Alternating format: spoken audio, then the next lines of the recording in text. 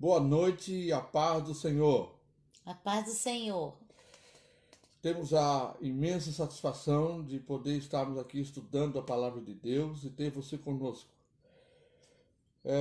Na última aula, a última lição que nós tivemos, nós falamos do capítulo 1, né, da escatologia de Daniel.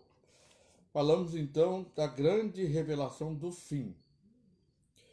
Hoje nós vamos entrar no capítulo 2, mas antes de entrar no capítulo 2, nós vamos ler a última parte do capítulo 1, da grande revelação do fim, que ficou para hoje. E logo a seguir, nós vamos entrar então no capítulo 2, que fala sobre visão de Daniel, de um carneiro e de um bode. Bom, uma boca que falava com insolência. Essa é uma das características, né? Daquilo que Daniel está revelando, trazendo essa revelação do fim. Essa expressão encontra seu paralelo em Apocalipse, onde lemos: foi-lhe dada uma boca que proferia arrogâncias, blasfêmia e autoridade para agir 42 meses. Está falando do período da grande tribulação. A realidade de um futuro líder conhecido como anticristo é bem evidenciada nas Escrituras. Nenhum estudante dedicado da Bíblia pode negar a sua ocorrência. A palavra de Deus prediz que o caos mundial, presta atenção nisso, hein? O caos mundial, a instabilidade, tudo que nós estamos vivendo agora, a instabilidade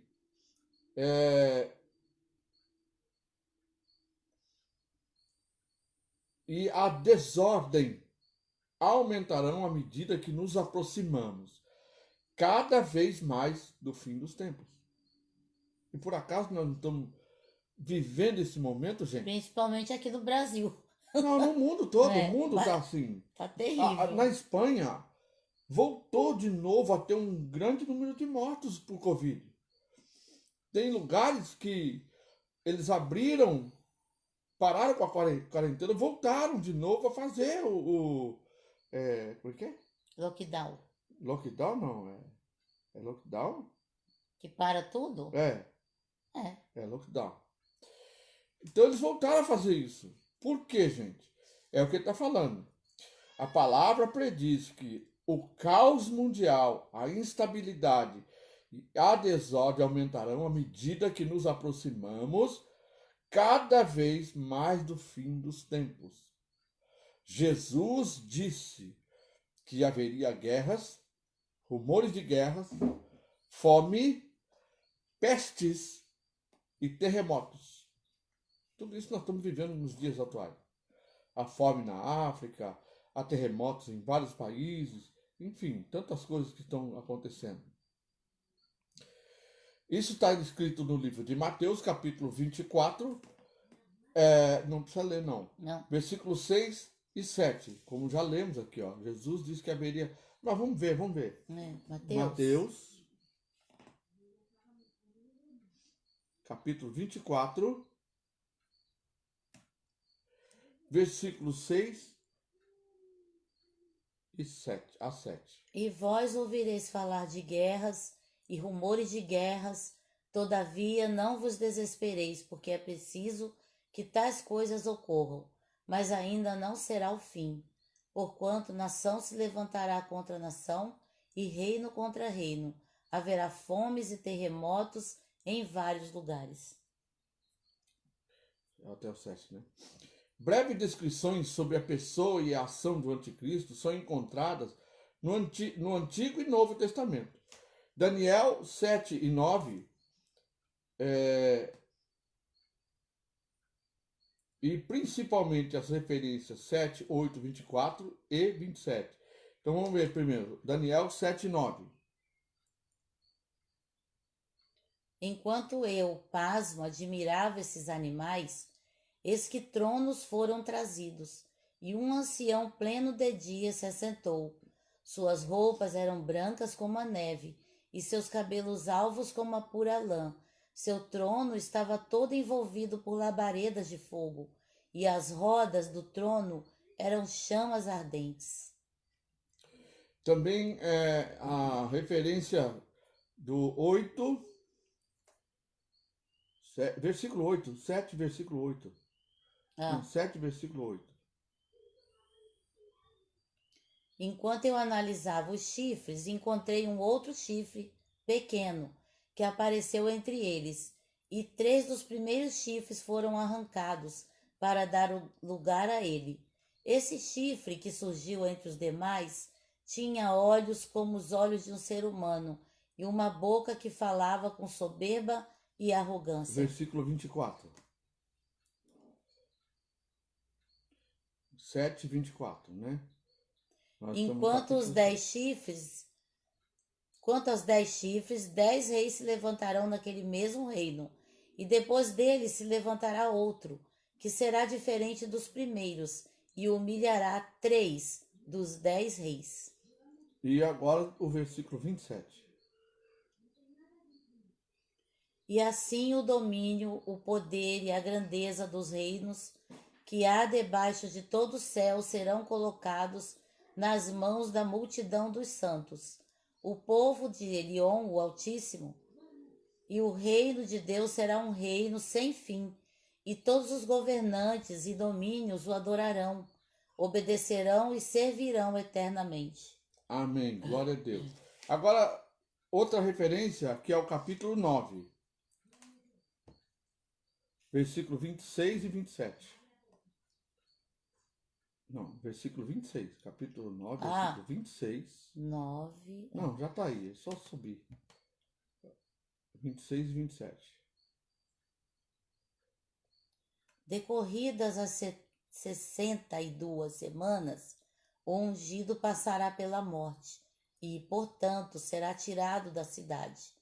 A cidade e o santo dos santos serão destruídos pelo povo do governante que virá.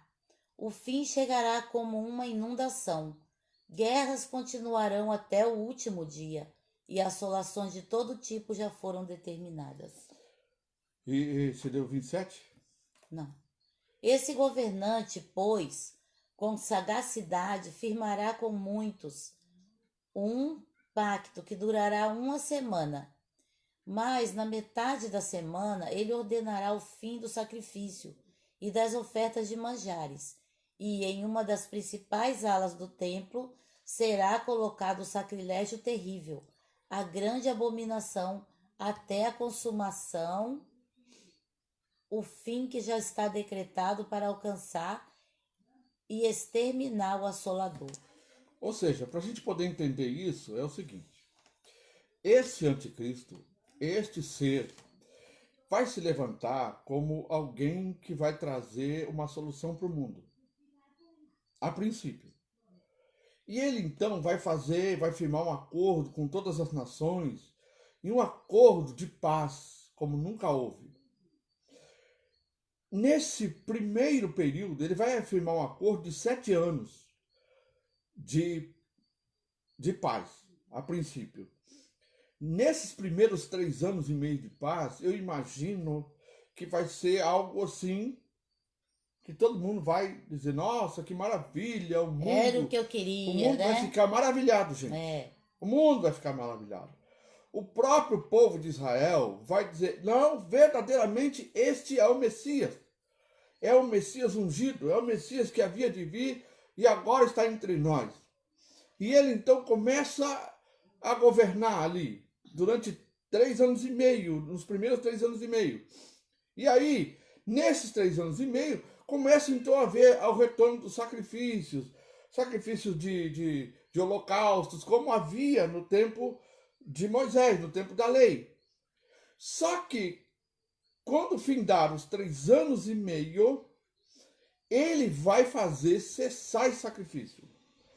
E ele então vai ser reconhecido pelo povo de Israel que ele não é o Messias. E quando ele for descoberto, inicia-se então um período de algo tão grandioso, de tribulação tão angustiante, que o mundo nunca viu. Gente, o mundo nunca viu. Já houve guerras, houve Hitler, houve peste espanhola, peste negra, já houve a perseguição de Roma por 1000 anos, já houve o tempo das trevas, onde havia indulgências, onde o povo era sacrificado, onde havia pessoas que eram queimadas em fogueiras. Tudo isso parece um tempo muito tribuloso.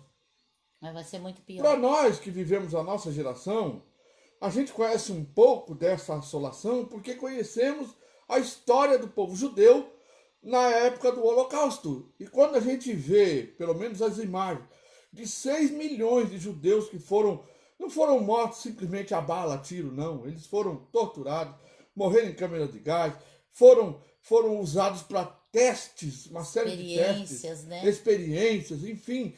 Foi Terrível. algo tão terrível que parece que nunca mais vai acontecer isso. Não. Tudo isso aí é nada perto da grande tribulação que vai vir no segundo período, quando ele for descoberto. Ele é a própria personificação do mal que vai estar presente fisicamente. E vai usar todo o seu exército para isso. Inclusive o exército humano, que está aliado com ele. Então perceba isso, gente. Isso é importante a gente ler aqui, mas é importante explicar que esse período, ele vai ser Esse descoberto na chifre, segunda né? etapa. Bom, há outra referência do capítulo 13 de Daniel, versículo 1 e versículo 10. 13 de... Opa, peraí, então aqui. é, Hum. Não, Apocalipse, perdão, é Apocalipse 10, 13, Ah, perdão. Apocalipse, vamos lá, no livro de Apocalipse 10, não tem 10, 13. engraçado. Então vamos ver a Não, referência de Apocalipse é 13, 1, Apocalipse 10, né? né? Ou é o Apocalipse 13, ele está falando, tá, então tá. Ele diz assim, são referências, Apocalipse 10 e o Apocalipse 13. Ah, Então, peraí. ele está falando o 13 de um É o capítulo 10, né? que vai falar sobre, fala, vê o Deixa eu título. ler então, né? Não, aí é todo, é 11. Mas é pouco versículo. Depois avistei outro anjo poderoso que descia dos céus. Estava ele envolto numa nuvem e havia um arco-íris. Uma pessoa falou para nós que não existe arco-íris na Bíblia, mas está Não, falando tá aí, é arco-íris. verdade. Sobre sua cabeça. Sua face era como a luz do sol e suas pernas como colunas de fogo. Ele segurava um livrinho que estava desenrolado em sua mão. Então colocou o pé direito sobre o mar e o pé esquerdo sobre a terra, e bradou com grande voz, como um forte rugido de leão. Assim que ele ergueu seu clamor, os 7 trovões soaram suas poderosas vozes. E quando os trovões terminaram de fazer ecoar suas palavras, eu já ia escrever quando ouvi uma voz do céu que ordenava: guarda o que os 7 trovões disseram e não escrevas. Olha. O anjo que via em pé sobre o mar e a terra levantou a mão direita em direção ao céu e jurou por aquele que vive pelo século dos séculos e que criou o céu, a terra e tudo que neles existe, exclamando: eis que não haverá mais demora. E que nos dias da voz do 7º anjo, quando ele estiver para soar a sua trombeta, o ministério de Deus se completará, exatamente da maneira como ele anunciou aos seus servos os profetas. Então a voz que eu havia ouvido do céu falou comigo uma vez mais, ordenando: vai e recebe o rolo aberto que está nas mãos do anjo, que se encontra em pé sobre o mar e sobre a terra. Em seguida me aproximei do anjo e lhe roguei que me desse o livrinho, ao que ele me declarou: pega-o e come-o. Ele lhe será amargo no estômago, todavia doce como mel na boca. Peguei o livrinho, da mão do anjo e comi depressa, e de fato ele era doce como mel ao paladar. Contudo, assim que engoli, meu estômago ficou muito amargo. Já vi interpretações disso aqui, que a palavra de Deus, ela é muito doce, né, quando a gente ouve, mas a prática dela É amarga, não é fácil. não é fácil. É. Né? Uma interpretação, né? Então recebi a seguinte orientação: é necessário que profetizes novamente a respeito de muitos outros povos, nações, línguas e reis. Agora, a outra referência é o capítulo 13. 13 é. Capítulo 13.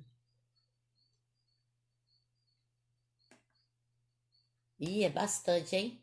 Mas é de 1 a 10 só. Ah, tá. Então observei que emergiu do mar uma besta que tinha 10 chifres e 7 cabeças. Ah, você vê que fala que ele humilha 3, né? Ele tira 3. Por isso que ele tinha 10 chifres, mas 7 cabeças. 7 cabeças. Porque 3 nações são lançadas fora. E sobre os chifres, 10 coroas. E em cada cabeça, um nome de blasfêmia. E a besta que vi era semelhante a um leopardo, porém tinha pés como os de urso e boca como a de leão. O dragão passou à besta o seu poder, o seu trono e grande autoridade. Notei que uma das cabeças da besta parecia ter sofrido um golpe mortal, contudo, tal ferimento de morte foi curado. Em toda a humanidade ficou maravilhada e seguiu a besta. Passaram a adorar o dragão, o qual tinha transferido a autoridade à besta. Então todos também começaram a adorar a besta, exclamando: quem é semelhante à besta? Quem pode guerrear contra ela? A besta foi concedida uma boca para pronunciar palavras arrogantes e blasfemas, e lhe foi transmitida autoridade para realizar suas obras por 42 meses. Então abriu a boca em blasfêmias contra Deus e para amaldiçoar o seu nome, seu tabernáculo e os que habitam nos céus. Foi-lhe concedido também poder para guerrear contra os santos e vencê-los, e recebeu autoridade sobre toda a tribo, povo, língua e nação. Todos os habitantes da terra adorarão a besta, ou seja, todos aqueles que não tiveram seus nomes escritos no livro da vida do Cordeiro, que foi imolado desde a criação do universo. Aquele que tem ouvidos compreenda essa palavra. Se alguém tem de ir para o cativeiro, certamente para o cativeiro irá. E se alguém matar a espada, é necessário que pela espada seja morto. Gente, a maioria das pessoas procuram interpretar a interpretação dessas bestas, primeira e segunda besta. Eu sempre tive um pensamento meu, tá? Isso é uma conclusão. Besta é um animal sobrenatural de uma força sobrenatural. Para mim, é poder. Poder do islamismo e o poder do comunismo. São duas forças que, unidas, ninguém pode contra elas. Por isso fala, ninguém pode vencê-los. Porque quem é que pode derrotá-los? E eles são totalmente anticristo. Totalmente anticristo. Vão se juntar a eles os shintoístas, os budistas, enfim, todos aqueles que não seguem a Cristo. Então, para mim, tá, as bestas, uma que sobe do mar e outra que sobe da terra, Então, está falando de região. Região que sobe do mar é porque está na parte do Oriente. E a que sobe da terra que vem do Ocidente. Então, são forças religiosa e política. Religiosa e política. Tá? Então, um vai dar o poder ao outro. Olha, veja só uma coisa. A China é o maior país do mundo comunista. Aqui pode-se dizer o seguinte, que alguma nação, as nações vão dar o poder para o presidente da China governar o mundo. Isso pode acontecer. Porque ele é o chefe da principal nação do mundo, que é a mais populosa do mundo e tem o maior exército do mundo. O maior exército do mundo. Então, isso é um pensamento meu. Tá? Para mim, essas bestas são forças religiosas e políticas. Há várias referências ao anticristo em Apocalipse, já mencionada várias vezes, né? Nós não vamos aqui, porque depois nós vamos estudar a escatologia de Apocalipse e vamos ler todas elas também. Né? Agora nós vamos entrar no capítulo 2, que é visão de Daniel de um cordeiro e de um bode. Isso está lá no livro de Daniel, capítulo 1, a 27. A visão e sua interpretação. Vamos ver aqui o capítulo 8, versículo 1 a 14. Eu falei aí que está no capítulo 1, não. A visão de Daniel do carneiro e o bode é no capítulo 8, versículo 1 até o 27. Mas nós vamos ver a visão e sua interpretação no capítulo 8, versículo 1 a 14. Capítulo 8. Não, é capítulo 8, isso. De 1 a 14. No terceiro ano do reinado do rei Belsazar, eu, Daniel, tive outra visão impressionante, a segunda que me ocorreu. E nessa minha visão, parecia que eu estava na cidadela de Xuxã. Suzã, né, também em hebraico. Suzã em hebraico, situada na província de Elã. Na visão eu caminhava nas proximidades do canal de Ulai. Então levantei o olhar e avistei diante de mim, em pé junto ao rio, um carneiro com 2 chifres. Os 2 chifres eram longos, mas um era mais comprido que o outro. Entretanto, o mais longo começou a se desenvolver algum tempo depois do outro. Fiquei observando o carneiro enquanto ele avançava para o ocidente, a oeste, depois para o norte e para o sul.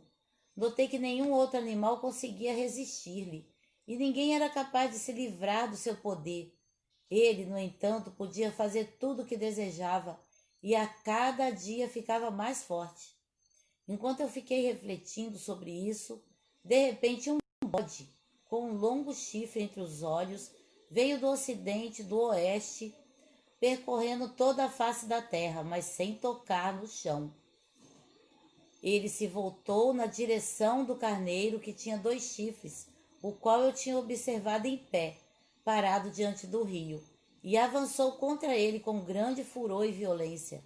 Eu o vi atacar furiosamente o carneiro, atingi-lo com muita força e quebrar os seus 2 chifres. O carneiro não conseguiu reunir forças para resistir-lhe, e o bode o jogou por terra e o pisoteou. Também não havia quem pudesse livrar o carneiro do poder e da cólera do bode. E o bode se desenvolveu muito e cresceu forte. Contudo, no auge da sua força, o seu grande chifre frontal foi quebrado, e no seu lugar lhe nasceram outros 4 chifres, também muito grandes, na direção dos 4 ventos da terra, isto é, para o norte, para o sul, para o leste e para o oeste. E ocorreu que brotou-lhe também um pequeno chifre, de um dos grandes chifres, e este cresceu muito para as regiões ao sul, para o oriente e também na direção de Tizebé, a terra magnífica, Israel. Cresceu assustadoramente, alcançou o exército dos céus e conseguiu atirar na terra alguma das estrelas desse exército. E ainda as pisoteou, e ele tornava-se cada vez mais e mais forte, até desafiar o comandante desse exército, quando suprimiu o sacrifício diário do holocausto oferecido ao príncipe, e destruiu todo o santuário e o seu templo. Todas as honrarias foram prestadas a esse grande chifre. O próprio exército lhe foi entregue, juntamente com o holocausto diário, por causa do seu poder e a vitória da sua rebelião. O chifre tinha sucesso em tudo que empreendia, e a verdade e o direito foram lançados por terra. Olha, gente, tá aparecendo hoje em dia, Então. não é não? Tem muita semelhança. Então ocorreu o que eu vi, pelo menos aqui no Brasil, né? Um kadosh, ser angelical, que indagava a outro santo. Até quando durarão os acontecimentos anunciados por essa visão? Até quando estará suspensa a verdadeira cerimônia do sacrifício diário e a rebelião abominável e devastadora prevalecerá? Até quando o templo ficará danificado? O exército do céu deverá se submeter ao poder do chifre e ambos serão pisoteados? Então ouvi a resposta: todos esses eventos passarão em 2300 tardes e manhãs, e então o Kodesh, santuário, será reconsagrado. Então vamos ver agora a interpretação, né? Em sua visão, Daniel contemplou um carneiro, versículo 3, que estava diante do rio e tinha 2 chifres, um maior que o outro, sendo que o mais alto subiu por último. A simbologia profética aqui apresentada é a mesma do capítulo 2, onde os braços da estátua vista por Nabucodonosor representam Dário e Ciro. Eles ali são representados respectivamente pelo peito e braços da imagem, enquanto que, no presente texto, pelo carneiro audaz. O carneiro dava marradas para o ocidente, para o norte e para o sul, e nenhum dos animais lhe podiam resistir. Nem havia quem pudesse livrar-se do seu poder. Ele, porém, fazia segundo a sua vontade e assim se engrandecia. Era um carneiro audacioso e valente. Essas marradas, emprego de violência, simbolizam as guerras dos persas. A ponta mais alta chamou a atenção do profeta porque subiu por último, que representa Ciro, o monarca da Pérsia, que em 539 a.C. conquista o trono da Babilônia e inverte a política de deportação adotada tanto pelo Império Assírio como pelo Império Babilônico, permitindo que os judeus retornassem à Palestina para reconstruir o templo. Suas conquistas foram mais ilustres e poderosas do que as de Dário, demonstrando por que o chifre que surgiu depois chamou a atenção do profeta. O templo fora destruído 470 anos e 6 meses e 10 dias desde a sua construção. 1602 anos e 6 meses e 10 dias desde a saída do Egito. 1956 meses e 10 dias desde o dilúvio. Ou seja, ele falou aqui de uma quantidade também. 2 anos, né? Ó, Isso, ele falou aqui. 2.300 tardes e manhãs. Sim. Então está falando aqui, 2.610 dias desde a saída do Egito. E 1950 anos, 6 meses, 10 dias desde o dilúvio. Ou seja, então está falando do dilúvio até esse tempo foram 1956 anos, quase 2.000 anos e 10 dias.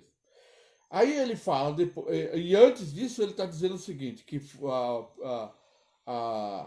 1.602 anos, 6 meses, 10 dias, desde a saída do Egito.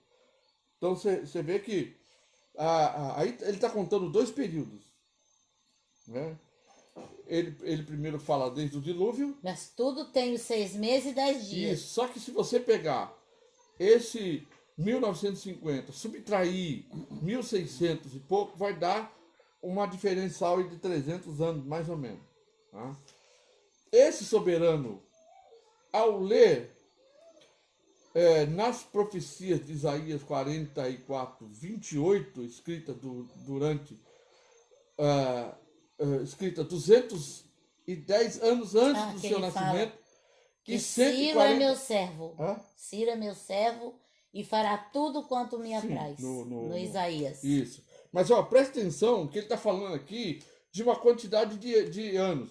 210 anos antes do nascimento e 140 anos antes da destruição do templo, entendeu que Deus o constituíra rei sobre várias nações e inspiraria a resolução a fazer voltar a Jerusalém o povo para reconstruir a casa de Deus. Então é assim, gente, para a gente poder entender. Ele está falando dois períodos, mas está falando assim, entre 1600 e 1900 você subtrai, vai dar 210 anos mais ou menos, que ele está falando aqui, mas ele está falando assim, e 140 antes da destruição do templo. Tá? Então ele entendeu que Deus constituía o rei sobre várias nações, inspiraria a resolução de fazer o povo voltar a Jerusalém para construir a casa de Deus, como ele falou ali, que o povo voltou para construir novamente o templo. Que Ciro permitiu, né? Ciro permitiu. Ciro fez o contrário. Ele está falando aqui de Em vez Ciro. de tirar o povo de lá, ele fez retornar. Essa profecia causou-lhe tamanha admiração que, desejando realizá-la, ele mesmo mandou reunir na Babilônia os principais dos judeus e disse-lhes que permitia voltar os seus pais e reconstruir a casa do Senhor Deus de Israel. Você vê uma coisa, ele quis fazer exatamente como muitos de nós fica tentando fazer, ajudar Deus, né? Veja que ele ficou tão empolgado com a profecia que ele decide ajudar, dar uma mãozinha, né? Ele decide fazer cumprir a profecia. Não, aquilo que Deus disse que vai acontecer independente de qualquer ação, né? Ciro era filho de Esther. Ele vai usar, então, Ciro era filho de Esther. Era meio judeu. E ele vai usar a quem ele profetizou. Não precisava nem ele tentar ajudar ou ficar tão empolgado, querer adiantar as coisas. O que ele quis fazer foi isso aqui, adiantar as coisas. Como está escrito lá no livro de Esdras, capítulo 1, versículo 1 a 5. Vamos ler. Esdras.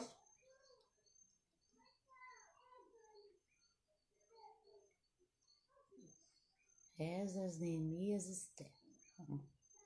Vamos achar. Ali, Esdras. Quanto? Capítulo 1, de 1 a 5. No primeiro ano do reinado de Coresh, Ciro, rei da Pérsia, para que se cumprisse a palavra de Yahvé, o Senhor, anunciada por Jeremias, Yahvé moveu o coração de Ciro, rei da Pérsia, para que fizesse uma proclamação por escrito e de viva voz em todo o território de seu domínio, dizendo o seguinte: assim fala Ciro, rei da Pérsia: Yahvé, o Deus do universo, entregou em minhas mãos todos os guerreiros da terra, todos os reinos da terra. Ele me encarregou de construir para sua pessoa uma casa em Jerusalém, nas terras de Judá. Sendo assim, todo aquele que dentre vós pertence ao seu povo, se livre desde agora e parta para Jerusalém.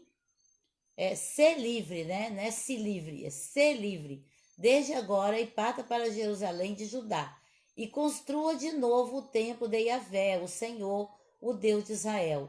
Ele é o Deus cujo nome é adorado e habita em Jerusalém, e que todo sobrevivente, qualquer um que seja o lugar em que esteja morando, seja ajudado pelos homens de sua vizinhança com prata, ouro, bens e animais, além das ofertas voluntárias para a reedificação da casa de Deus em Jerusalém. Até onde? 5. Então os líderes das famílias de Judá e de Benjamim, como também os sacerdotes e os levitas, todos aqueles cuja alma Deus havia despertado, se motivaram a ir para Jerusalém e a construir novamente o templo de Yahvé, o Senhor. Amém. Glória a Deus. Aqui, assim cumprida a profecia. Assim, cumprida a profecia de Jeremias do tempo de exílio, Jeremias 25:11. Jeremias 25:11. Vamos ver. Deixa eu terminar de ler esse parágrafo. E no primeiro ano do reinado, Ciro, rei dos persas, passa pregão em todo o reino, permitindo aos judeus que retornem à sua pátria. Os chefes das tribos de Judá e Benjamim juntamente com sacerdotes e levitas e muitos outros, e se dirigiram imediatamente a Jerusalém para essa grandiosa tarefa. Então toda esta terra se transformará em um monte de entulho e tristeza. E essas nações servirão ao rei da Babilônia por um período de 70 anos. Está falando aqui do período que Israel foi Teve no para o exílio. cativeiro, no exílio, por 70 anos. Quando se completarem os 70 anos, julgarei e agirei contra o rei da Babilônia e a sua nação e a terra dos caldeus e os babilônios por causa de suas próprias iniquidades, assevera Yahvé. E deixarei esta terra completamente arrasada para sempre. Até onde? É só o 11. Já falei duas, né? Beleza. Então, e depois Esdras, não é? É Esdras? É. Mas Esdras é D? Esdras. 2, 1. Não dá, é de 1 a 70. É muita coisa. É muita coisa, não vamos Então, ler, não. fala a referência. Então, gente, vocês leiam em casa. Esdras 2, do versículo 1 ao 70, tá? Que Ele tá foi falando, quando contando. foram os levitas para lá, que foi o sacerdote, né? Esdras, não era sacerdote? Isso. E foi Neemias, e foi todo mundo, e reedificaram o templo, e aquilo tudo, né? Que eu creio que vocês já devem saber, né? Aqui ele vai falar sobre quantidade de pessoas, de famílias, De famílias, de cada tribo que foi para lá. Então ele vai até os 70 falando sobre todos os que foram Isso. para lá. Então, contando com as profecias de Ageu E e Zacarias. Zacarias. Isso aí é bom vocês lerem, porque são livrinhos pequenininhos, né? Que são, que teve as profecias. Tem que enxugar aqui, o copo molhou tudo. Após a chegada a Jerusalém, todos os esforços se concentraram na construção do santuário. Cerca de 2 anos depois, o povo conseguiu lançar os fundamentos do templo. Esdras 3:8. A emoção foi tamanha que os mais velhos e mais antigos do povo, que tinham visto a magnificência e a riqueza do primeiro templo, ficaram tão sentidos e aflitos de profunda dor que não puderam reter as lágrimas e os soluços. O povo em geral, porém, a quem somente o presente pode impressionar, estava tão contente que as queixas de uns e os gritos de júbilo de outros impediam que se ouvisse o som das trombetas. Então era assim, uns choravam de lembrar da glória do outro, e outros gritavam de alegria de ver esse novo templo, entendeu? Então ninguém ouvia nada. Foi um auê, né? Um barulho muito grande. Ó. Ninguém ouviu o som das trombetas. Esdras 3:12. Segundo Flávio Joséfo, essa notícia chegou até Samaria, e os habitantes dessa cidade vieram indagar o que se passava.